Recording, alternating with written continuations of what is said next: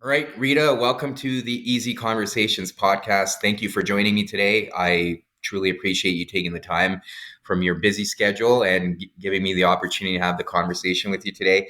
I'm really excited about this topic. It's something I've been exploring a lot, and I see a lot of value from a therapeutic side and both from a healing perspective, too. So we'll jump into that later, but before we get started, I want to give you an opportunity to introduce yourself and let the listeners know a little bit about what it is that you do and who you are. Thank you for Ken. I'd be happy to, and I'm excited to be here.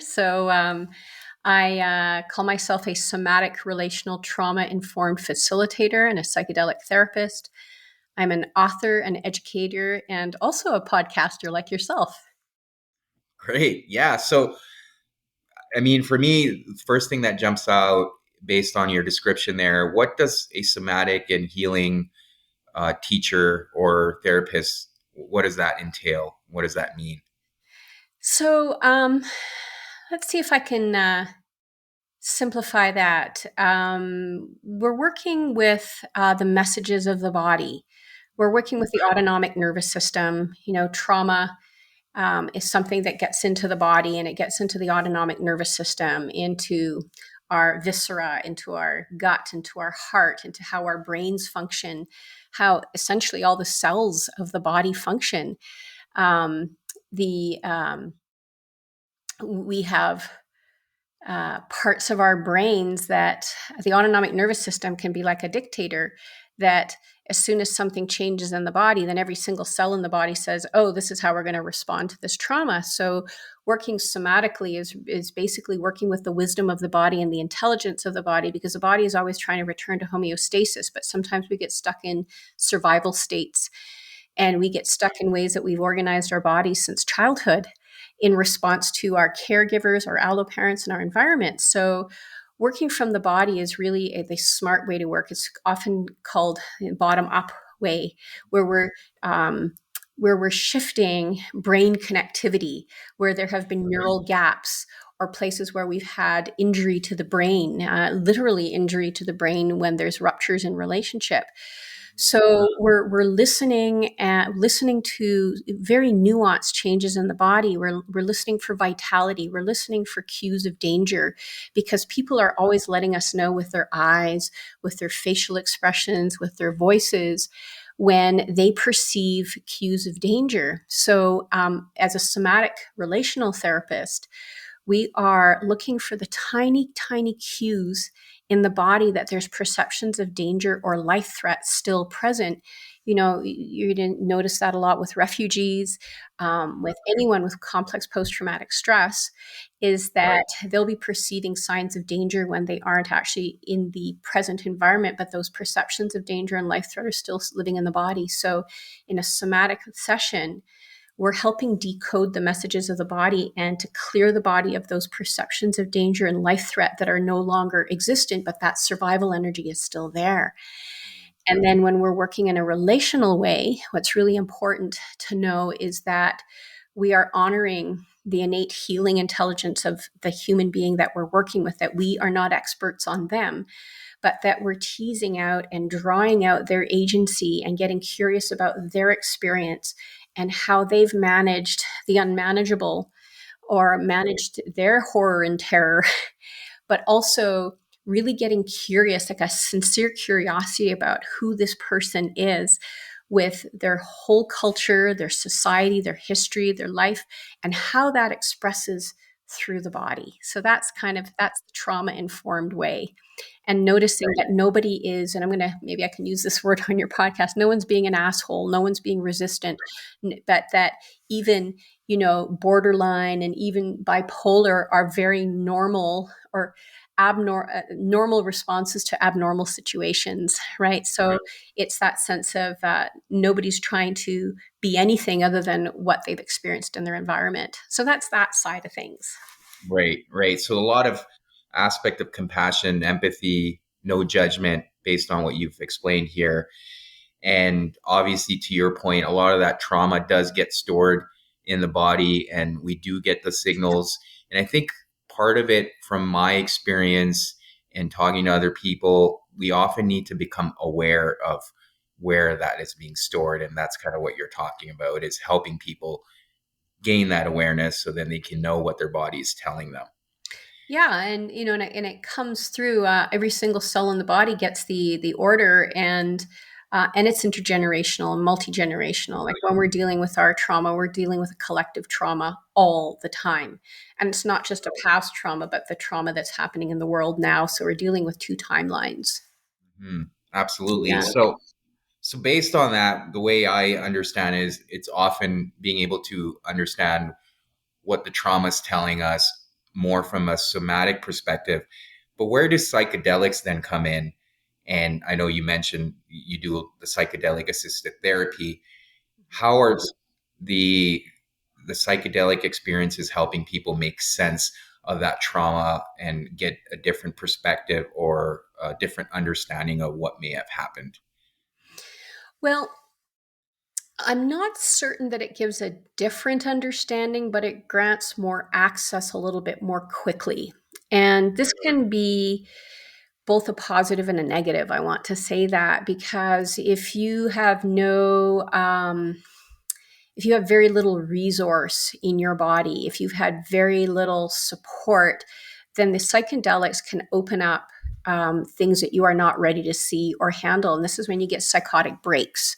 This is where you get people completely dysregulated. So it's not always a good thing for that to be opened up so quickly. And this is where somatic work comes in to help get people get resourced in their body to build a little bit of somatic capacity to meet thing material that they may not have had insight to. And it's the way the ayahuasca works and some other medicines work, where it helps open up those memory centers, and we may see things that intergenerationally that we have not seen. And that can either be very rewarding or very destabilizing. So, yeah, it can grant access much too quickly. And people that are, sort of find psychedelic controversial, they say that it can really create a lot of damage if you're not ready for it. This is why, really taking time with our clients to get to know their bodies, get to know the way they've organized themselves, and really find out how resourced they are or not is really key to doing healthy psychedelic therapy. Yeah, yeah. So I guess to expand on that, what are some of the things you do as a therapist in that regard to help clients prepare for if they were to do a psychedelic trip? How are you Mhm. preparing them for that journey? And what are some of the things that they need to be aware of or mindful of or things they need to do in preparation? Yeah. Well, there's quite a lot I do with clients in preparation. Um, first of all, I'll ask clients if they've have done any therapy at all in their lives and what kind of therapy, what's their level of psychoeducation. Um, I'm curious about their knowledge about trauma and how that may have played out in their lives.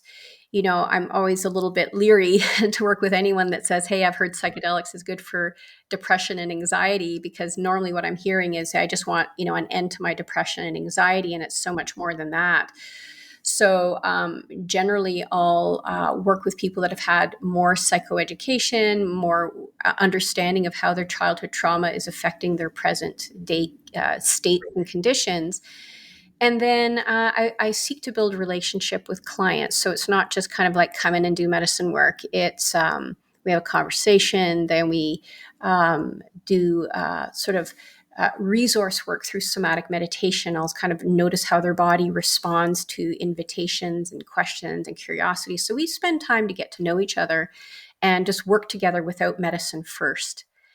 Because you can never know what comes up in the room. And so I just listen to how people have educated themselves and how they speak about it. And I know that there's different people with different approaches, but I'm not into throwing people into the deep end because we just never know what's going to come up. And that's a Yeah, little bit, we've opened up something really big with this psychedelic renaissance. And we're going to run, there's going to be a lot that we're going to have to be prepared to deal with people because, we've heard of the bad trips, we've heard of that right. and we know what it can do to people, and there's a lot of cleanup happening right now. So I take time to get to know people. I'm very curious about what their resources are, because if they are coming from a society or a culture or a system where they're not very well supported to come out of the journey, they can get kicked right back into their old ways, right? So let's say they're living with a partner who's not supportive of their work. I need to know what their culture is that they're living in. What are they going to be going back to? What kind of supports do they have? Are they working with a different therapist? Are they getting body work? There's what kind of practices do they have? Like this needs some scaffolding. It's not just go take a medicine and your life's going to change, right? So there needs to be some scaffolding. What other supports are there? Hmm. Yeah, and Mhm. I guess that was part of my follow up question is, if people are seeking that quick fix because of what they are seeing in the media or what their friends are telling them, what is your advice to them? Because I know you mentioned you prefer working with people that have that bit of awareness and education around it. But if they're not there, are you asking them to go get that information and be a bit more prepared on their own before you can even take them on as a client? Yeah, I mean, there's a lot of literature out there. There's a lot of really great books that we can start reading. Psychedelic psychotherapy, edited by Tim Reed and Maria Papaspiru, is a really excellent guide to kind of get a sense of what can happen and what to look for in a guide. There's so many resources now; it's exploding out there. There are a lot of websites where you can read about how to find the right practitioner. But I think it's really important for everyone to like kind of put on the brakes about this idea that it's going to cure our anxiety and our depression and all these great marketing tools about what it's going to do, and that realize that we're going to have to roll up our sleeves and work. And it doesn't mean that and it's also to start small with medicines, because sometimes people think, oh, I can have this big huge breakthrough with 5 grams of mushrooms, but they haven't had that kind of pre-support. So just to start small, and microdosing is a really great possibility for people with that, is just to start with a small little amount and see what it does and build relationship. I mean, any relationship in life requires time. So even if you're working with ketamine, even a small amount of ketamine or a tiny bit of MDMA, I mean, all these medicines, just taking a little bit, take a little sip of it and see what it feels like, and then build up, is always wise. And with our friends, I mean, we've got to, it's this sense of presence. Like, can someone actually meet us there when things get tough? Or are they going to run out of the room? Right, We right, need to right, know that we make agreements that nobody leaves the room, and that if someone's having a hard time, you just really hold presence, or you might just create a little circle around someone. It's like inviting someone into the circle, because you hear people about people running off, then they're lost somewhere. right, right. And it can Mhm. be overwhelming too, based on what you alluded to earlier, depending on what may come up for people. Yeah. And if you don't have someone who's trained or doesn't know how to deal with that, they may not know how to respond and support. Yeah, I So mean, essentially for Ken, whatever we haven't met in ourselves, we're not going to be able to meet in another person, and then you get some people that are just, sitting there meditating, saying how wonderful it is by the river. Well, someone else's trauma is coming up, and then they can be very dismissive and say, oh, just take it in, let it in. But it's like, well, at this point, it's a little too far for that. There's someone who's in distress, and we need to know that we have people that are responsive to us mhm, and right, not discount our experience about what it should be like. for sure. Yeah, Yeah. yeah.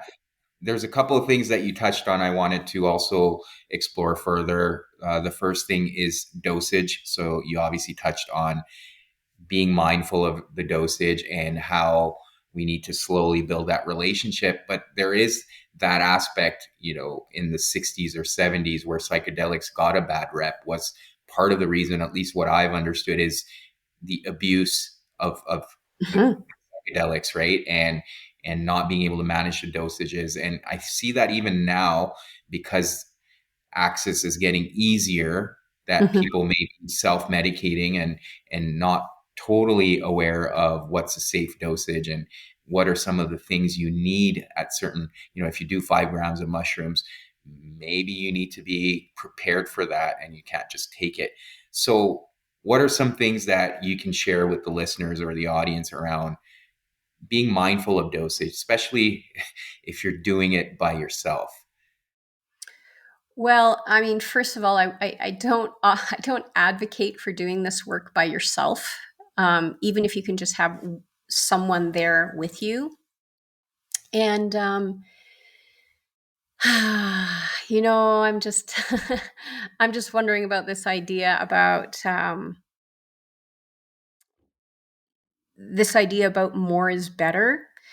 Um, Certainly, when you're dealing with psilocybin, it's always safe to just start with 1 gram, like just nothing more than that. And even with MDMA, I mean, MDMA, we know how um, it's been abused as well. People can also die from overdoses of MDMA. Same with ketamine. I mean, all these places without consciousness, without bringing consciousness to it and some ceremonial setting to it, any of these medicines can be abused. So I, I would really advocate right now. I mean, it's so hard because it's human nature to look for an end to suffering, to look for an end to pain. It's human nature to do that. And right now, the marketing industry is offering another end to the pain and suffering, and so it brings on that desperation. And we're going to need to find a way to get to the roots of helplessness and to attune to suffering, and not just see it as a solution. Hmm. So I know that there's lots of, just to go to a practical place, there's lots of apps and different websites you can access online about dosing. So that's really important. But I think if we think of it as um, the only way to regain connectivity, then we've got a problem on our hands. Right, right. Yeah, for You sure. know, And we have to build cultures that support it. And I think we're doing that. I think we're yeah, thinking along those lines, but we also can't rush into it because there is a gold rush on right now. It is a gold rush in terms of teaching it, offering trainings for it, signing up. Everybody wants to be a psychedelic therapist right now. I mean, it's like, it takes time. It's like with anything that we do, it takes time to really understand the ins and outs of working this way and what it requires of us to hold presence, and obviously there's a lot being done around harm reduction at festivals for, right, doing medicines, but like, I think it's just as important to take time away from doing medicines as it is to explore them. You need both, yeah, or else it just becomes a crutch like anything else. And yes, it is expansive, expands our consciousness, but there are times where that can become too expansive and we can't integrate the learnings. And there's right, other ways of coming to medicine. And I always say to people when they come to my sits, I say, you are the medicine. This is just an adjunct. right, right. Yeah. Yeah, and in the terms of training, I mentioned to you earlier that I did another episode with a friend who talked about his ayahuasca journey in the Amazon, and he mentioned a lot of the shamans who are preparing themselves. They're often spending time with the plants and getting accustomed to them, and speaking the language and understanding them on an intimate level. And I would think in order to become trained and be able to support other people on their journey, you almost need to have a similar approach and not rush into it, as you mentioned. Yeah, I mean, some of these shamans, the shamans have been training for decades, and Yeah, they come from the culture of it, and they come from the community of it. It's the whole ecology of it. And so sometimes, we're getting into this there's this commercial world of the fast training, and people do a weekend workshop, and they call themselves a shaman. So it's like with it's with like anything. It's a vocation that takes time. Even if you have a child prodigy who's playing the piano at childhood, these children are practicing. They're not just coming up to the grand piano and playing Beethoven's concerto, whatever, but they practice. So it requires a real practice, and the practice of ethics is so important as well, and to absolutely. to renew that relationship with ourselves. Yeah, Yeah, we for have to sure. slow things down a little bit. Yeah, yeah, and I'll get to that in a bit. The other thing you touched on earlier was setting, and that's something I wanted to also touch on, because setting can matter significantly. And you also alluded to music festivals, and there's that culture, and you were also talking about human nature to avoid pain, but there's human nature to also seek pleasure.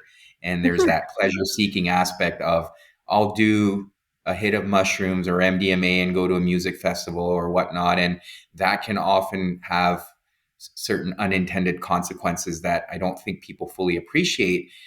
Why is setting so important when we're doing these journeys? Yeah. So there's a lot in there, and I'm just going to kind of decide which direction I want to take it for a moment. Um,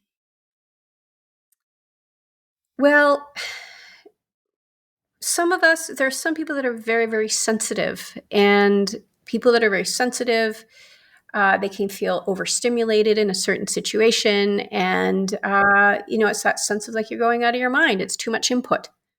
Yep. And if you're in a setting where there's too much input, a lot of loud music, a lot of people, and you're on a bad psychedelic journey, and you can just feel like you're being terrorized.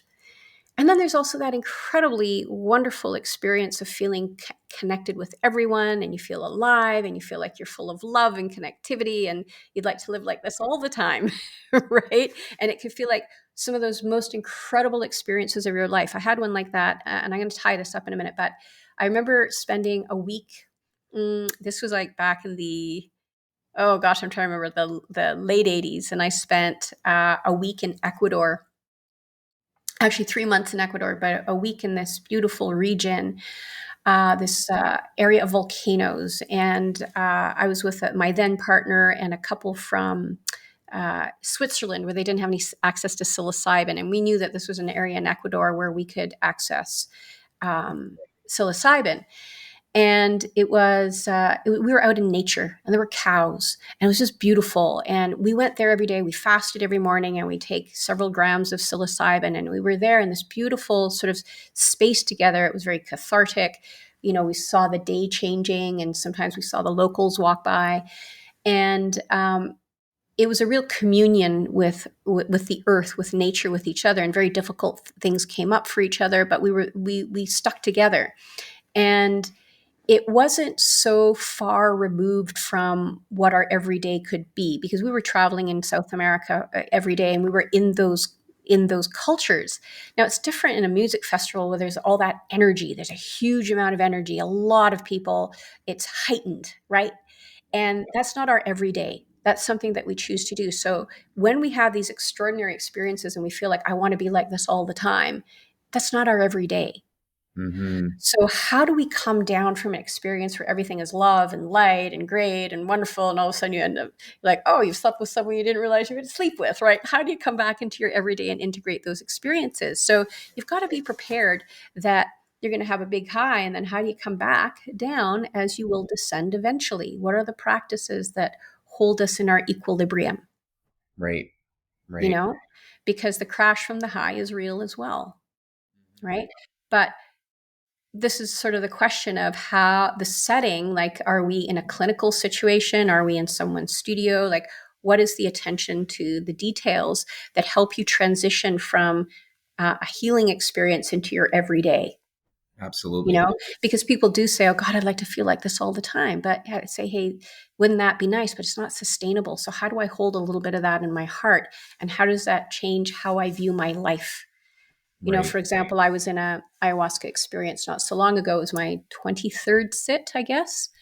And I was fortunately with a colleague of mine who I know very, very well. And it was just my husband and I that went to this experience. And I knew that I needed not to sit with a group. I work with trauma all the time. I absorb a lot from other people. And I knew very specifically that I needed not to be around other people's trauma.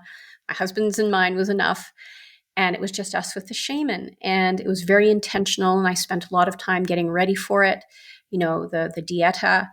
And when I came to the medicine, I knew that I was not up for a destabilizing experience, because I was already dealing with some of my own post-traumatic stress. And I really had a conversation with the medicine about how it wasn't about controlling it, but it was a conversation about the medicine saying, I can't handle anything more. I need a very gentle healing experience because I'm not feeling internally safe. Right. So I did what I needed to do to have an experience, to to ask very clearly of the medicine that I needed to feel safe again because I wasn't feeling safe in the world. And so it was a very gentle, gentle experience. And it was something that I could meet. And it was an experience of shame, of how shameful I felt that I had this trauma in my body as a therapist. And I found some real presence and empathy for myself. And it was a super gentle experience. There were no visions, there were no messages. It was just me with myself. And that's something that I could bring into my everyday. And it's been really integrating into my everyday ever since. I haven't lost sight of that. And that's why sometimes less is more. And it doesn't mean that we can't have ecstatic experiences, but be prepared that it's not going to be the same. Like, oh my God, I discovered that, oh, I can be this and I can be that. But then there's the hard work of how do I actually live day to day?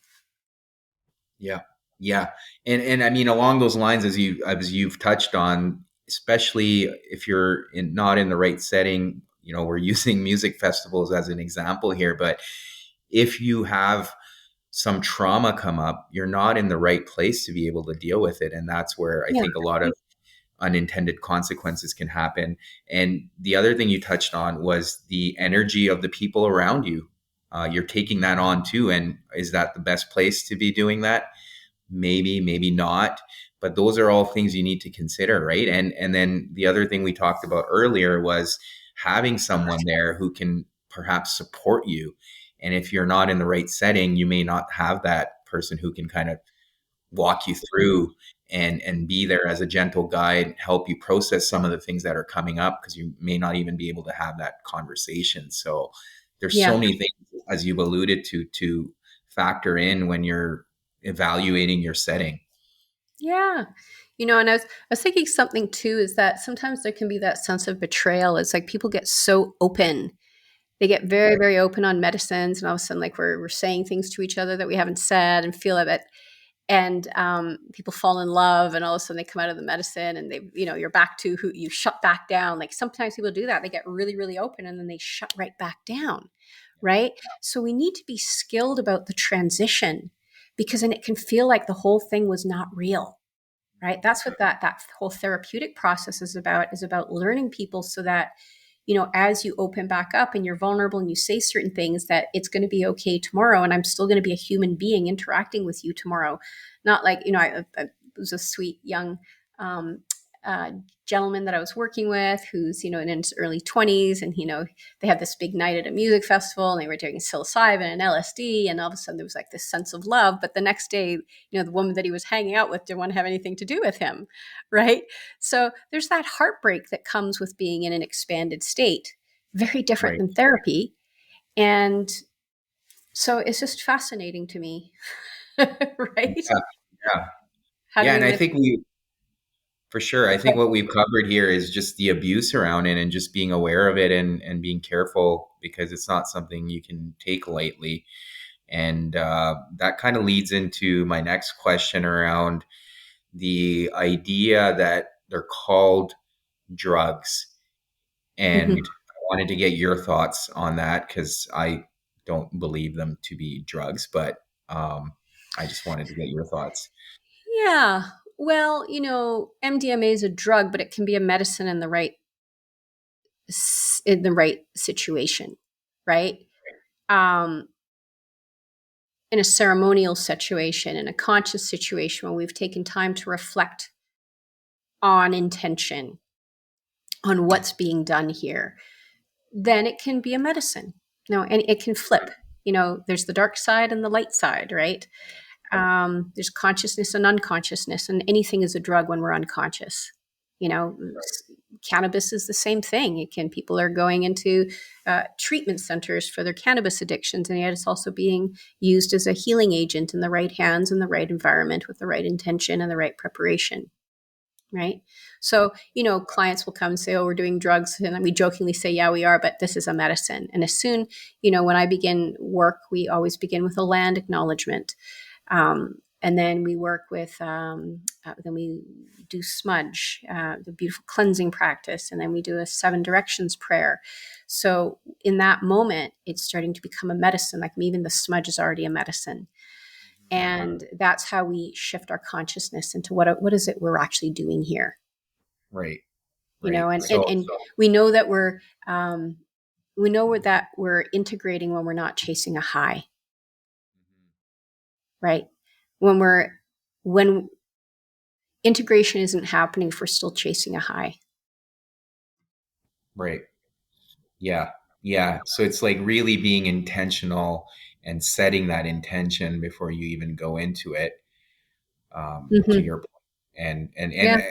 I appreciate you clarifying it's all context dependent too in terms of how it's being used, which can define or at least differentiate between it being a medicine or a drug for that matter.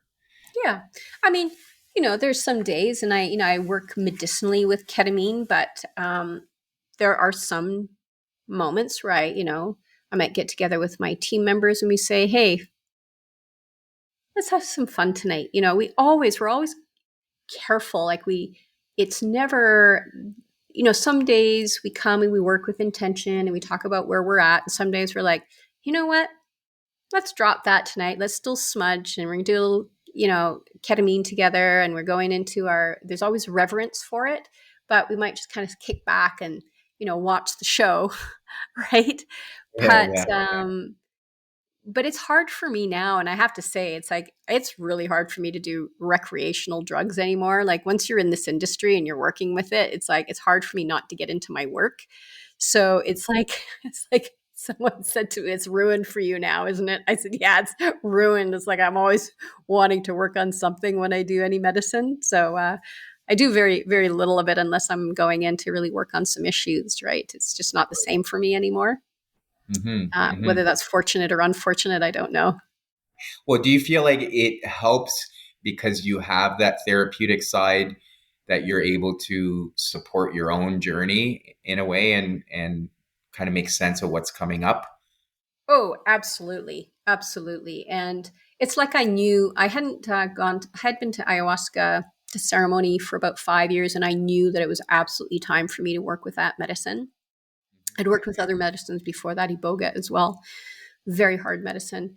But I knew that it was time for me to go to that particular medicine because I've been working with many other medicines like 5-MeO and 3-MMC. But particularly now, I knew it was time that I needed to sit with that mother medicine and to sit with a guide as well.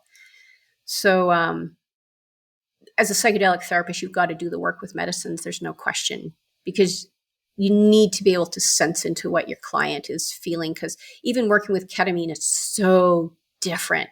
Working with 5-MeO DMT, it's so different. And when you have a range of experience with it, then you can know all the twists and turns of what can come up for people. You got to be prepared for that. Right. Yeah. Yeah. And then I guess the other piece I wanted to cover was the whole spiritual aspect to it, right? When you think Mhm. about some of the Amazon experiences people have, or even in the indigenous tribes, there is a spiritual sense to it. What's your take on that, and how is it being translated now to where it's becoming? Alberta's made it, I guess, legal to be able to do psychedelic assisted therapy. So how's that being translated, and are we losing that sense of spiritual essence that was there before? Well, I want to say that psychology really divorced spirituality and long ago. And I think that the psychology is starting to realize that working with any human being, there's a spirit in front of you. And when we are in trauma, we're dealing with spiritual trauma. We're dealing with the brokenness of someone's spirit or, trauma of the soul that we Right. cannot, in any kind of a situation, we cannot divorce the body and the soul and the spirit and the mental and the psychological. They're all in it together. So it's always spiritual. It's always beholding the spirit of another human being at any time, you know. Yeah. So I Yeah. think we're starting to think more holistically now. And, I remember an amazing quote in Gabor Mate's book, In the Realm of Hungry Ghosts. And he, if you've read the book, he was talking about addicts and just horrendous environments in the downtown east side of Vancouver. And one of the addicts said that he was like sort of at the last his last legs of his life, and he goes, "What was it that got me out of the gutter?" And he said, "It was my spirit." in that moment where he wanted to OD, and he said it was his spirit that lifted him up out of the gutter, and then he changed his life. So that can help in with or without a psychedelic experience. It's like there's some part of your spirit that says, I'm not ready to go.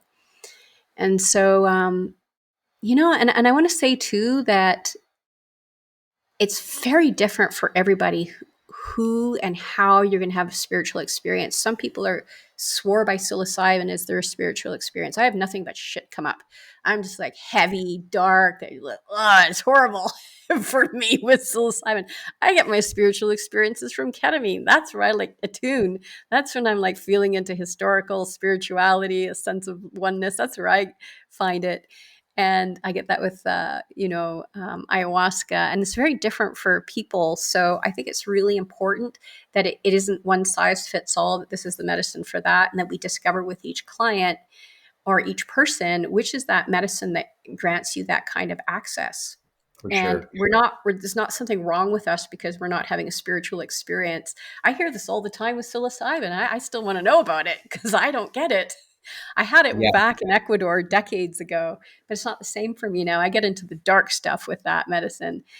And so it's just very interesting how we all have a different chemistry. And um, yeah.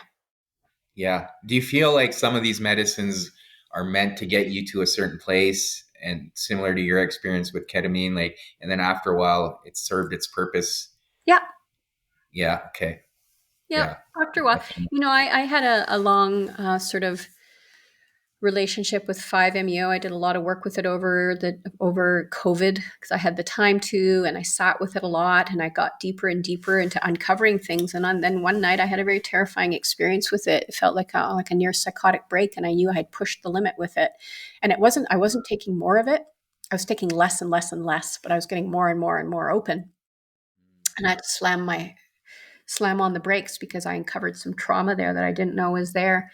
And fortunately, I had my team in the room, but I actually had to tell everyone to just back away. I had to, through my body, move through this. And it's really humbled me. Like, oh my goodness, it's humbled me. I have not been able to touch that medicine ever since. And I know someone would say, oh, do a little bit more. But I have just this inner knowing that, like, that was my limit there, Right. and I need to pause, and I'll be back one day, but I needed to go to a different medicine for support. And that's why I had that very gentle and kind holding from Mother Ayahuasca, which she says, okay, sweetheart, you worked really hard here. Let's take a break. And Yeah. it's not Yeah. time for you to feel safe, because I got very, very intent on clearing trauma from my body, but it was more than I could handle. And when you bring things out of dissociation, it doesn't mean you're resourced enough to process it. Yeah, and that's such an important point to note, because you have to almost take the message the medicine is giving you too, that maybe Yeah, it's time to back off and not keep pushing it. And even that's it. someone with your experience and therapeutic background too, to be able to have that type of experience and acknowledge it, right? So it's important for people to be aware of that as well. Yeah. Yeah, we have this tendency, and I think it's the colonial mind and the dominant mind that wants to dominate issues. And we have to actually take a look at how colonialism and the dominant culture has gotten into everything, this sense of more and stronger and cut through and jackhammer and, get in there, where in fact we have to take a much more gentle, maybe more feminine approach, a more indigenous approach, where we let things come in their time. It's cyclical time. It's not about just getting in there and getting at the trauma, right? So we have to circle around it in a more gentle way. So I've been sort of decolonializing my own process, because my whole background was about dominating the body or dominating my issues or trying to get in there with aggressive force. And I don't do that anymore. So, and I think my clients kind of know that too, that we go in a softer way and meet in a precise way what's emergent, right? Yeah. And do you feel that forced approach is happening right now in terms of how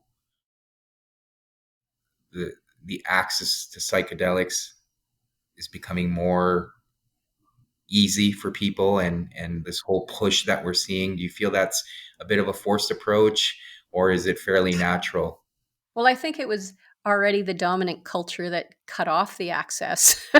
Yeah, So it's like yeah. already that's a problem, right? Right. So But we the have way to it's go back. being brought back in, right, into our culture again, and the access people have to it, right? That's what concerns me Yeah, is everything exactly. we've touched on thus far, knowing that how responsible you have to be with these medicines, and then you've got this culture here that's made it very accessible, even though it's not fully legalized in certain parts, but it's easy to get these things now. Well, I think that they were always easy to get on some level. I never had any problems getting it personally. Well, you just need to share your contacts then. No. But it's just incredible these repressive ideas, and really stemming from, I mean, it goes so far back, and I wouldn't be representing the history of it well enough, but it goes back so far. I mean, we already know how long there are these ideas that psilocybin formed consciousness. Like, this has been going on for thousands and thousands of years. And then I kind of wonder, did someone have a really bad trip and then they shut it down, or someone went and did it on their own and then they got into power and shut it down? It's just, we have a lot of misconceptions about access, where there have been tribes and indigenous cultures that have been working with these medicines for so long, right? And of course, anytime you create a lockdown, there's going to be offshoots, and there's going to be underground, there's going to be abuse, right? Because then there's like this assumed authority that's telling you what you can do and you can't do, right? So there's always going to be an underground, right? um, But I guess it makes me sad to think that some people are waiting for access for it to be legal, that they're still looking to these assumed authorities to tell them what they can work with or not work with, to tell them whether it's safe or not. So, and that's what dominant culture does, is it takes away that agency and that self-knowing and that intuitive wisdom that we all need to get back to. Right, right. And do you feel there's an aspect of fear behind that because of what we hear, what we're told? Yeah, I do think there's an aspect of fear behind it. I mean, I even say, hey, be careful. Yeah, Right. yeah, yeah, yeah. Yeah. But I think that, when we have governments telling us what we can and can't do, then it creates a child consciousness in the culture, and we all need to be treated as adults that are consenting adults, and create communities of support. That's the big piece here, is having communities of support, and that fosters agency. That fosters agency. Right. Yeah. Yeah, I agree for sure. Mhm. Mhm. Rita, that's all I had for questions. I don't know if I covered everything, but if there's anything you feel like that's really pertinent and the listeners can gain value from, please feel free to share if we missed anything in this discussion. Yeah, it's been very rich. Thank you for Ken. Maybe the one thing I would say is that I think we have to be very careful about who the gatekeepers are, who we think are are controlling this and get the last say on it, and that there are many ways that people can go out there. It's not and with all due respect to doctors, psychiatrists, psychologists, and counselors, that and nurses, and I think that there are going to be a lot of lay people in the world that are going to be doing beautiful space holding, that already are doing beautiful space holding, and that we have to trust that it's going to be a community effort, Yeah, a global absolutely. community effort. Yeah, yeah, and you're seeing a bit of that too, right? I mean, that's Um, for sure, and that's how I was able to meet you. So, well, yeah, and I really like to, in terms of the people that I train, I like to work with people that have life experience. They've done a lot of personal hard work, and they got a lot of heart. yeah, yeah, You know, for sure. yeah.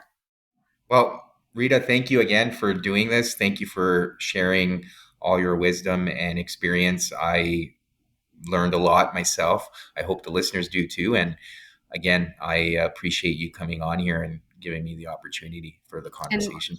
Thank you so much for having me. I it's always such a beautiful place to be asked, and whatever I can share that might benefit someone, I'm always so delighted. Yeah, absolutely. I do give guests an opportunity to share ways of being contacted. I'll leave that to you if you want to. But yeah, if there's any way people can get a hold of you that you want to share. Yeah, you can check out my website, Brilliant Healing Systems, or check out my podcast, which is called Punk Therapy. Perfect. Well, thank you, Rita. Thank you so much. Ciao, ciao.